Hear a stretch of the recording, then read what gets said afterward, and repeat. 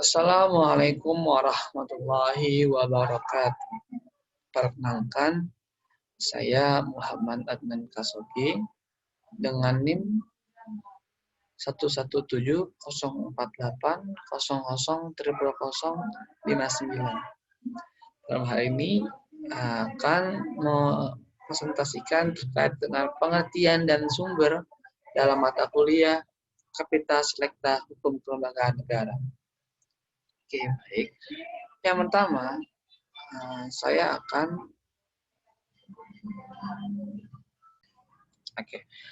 Jadi saya akan menjelaskan dengan agenda pembahasan yang pertama mengenai perkembangan, yang mana saya akan menjelaskan bagaimana lembaga negara dapat terbentuk dan perubahannya. Kedua adalah pengertian, dan di sini saya akan menjelaskan bagaimana konsep sebuah lembaga negara menurut berbagai sumber yang saya temui. Kemudian adalah tujuan. Apa sebetulnya yang menjadi alasan yang mendasar kenapa harus ada lembaga negara ini. Kemudian macam dan sumber. Nah, sebetulnya tidak ada untuk pembahasan yang macam. Tapi saya menambahkan karena nanti ketika saya akan menjelaskan sumber, itu secara tidak langsung akan mempeta-petakan berbagai macam bentuk lembaga negara. Jadi saya memutuskan untuk menambah macam dan sumber kayak gitu, yang akan berimplikasi pada nantinya pembahasan mengenai hierarki dan fungsi seperti itu. Yang pertama, saya akan membahas mengenai perkembangan suatu negara.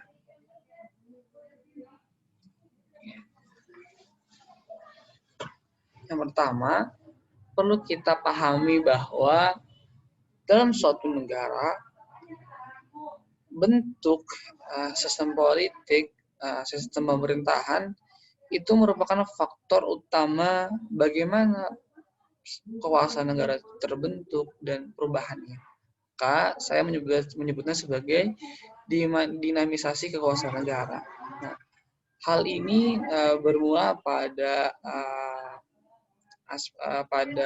zaman-zaman monarki atau kerajaan, seperti pada zaman Romawi dan sebagainya pada saat itu, yang struktur kelembagaannya itu absolut. Nah, artinya pada dasarnya lembaga yang paling berperan penting dalam struktur organisasi kekuasaan yang absolut itu adalah pemimpin yang absolut. Nah, siapa pemimpin absolut dalam kerajaan?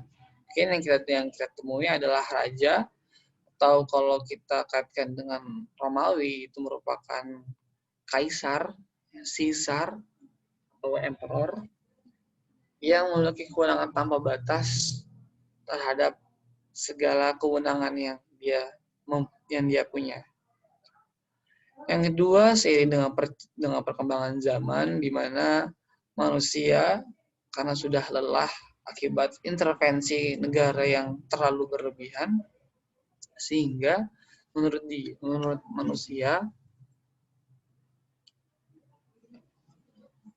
masyarakat pada saat itu bahwa kekuasaan negara itu hanya kita perlu batasi saja. Artinya negara itu hanya perlu menjaga keamanan dan ketertiban. Atau pasif ya. Dan ini namanya sistem Nachfolgestaat gitu. Negara penjaga malam. Ini bahasa Jerman. Ya, jadi peran negara itu dalam konteks Nachfolgestaat itu menjadi sangat pasif. Artinya lembaga negara cukup hanya memiliki kewenangan yang hanya mempunyai kewenangan dalam aspek keamanan dan ketertiban masyarakat, seperti itu. Terus kemudian seiring dengan berjalannya waktu, banyak ideologi dan sebagainya yang menginginkan atas kesejahteraan.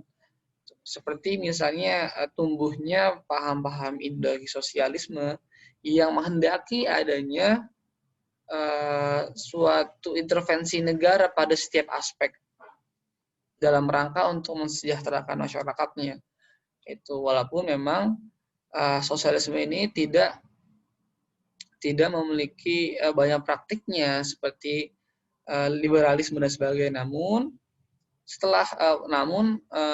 terlepas dari buruknya sistem sosialisme, tapi seluruh dunia memahami bahwa negara itu perlu untuk mengintervensi kebijakan yang berkaitan dengan kesejahteraan kayak gitu. Akhirnya walaupun pada dasarnya banyak negara yang tidak secara eksplisit atau mendeklarasikan diri sebagai negara sosialisme, tapi mereka tetap saja melakukan intervensi dalam berbagai aspek bidang kayak gitu. Kalau di Inggris misalnya ada yang namanya financial board, misalnya badan lembaga terkait dengan keuangan dan sebagainya, dengan tujuan untuk memperluas ekonomi scale, kemajuan pertumbuhan ekonomi di Inggris kayak gitu, seperti itu. Terus kemudian inilah yang menjadi alasan kenapa negara itu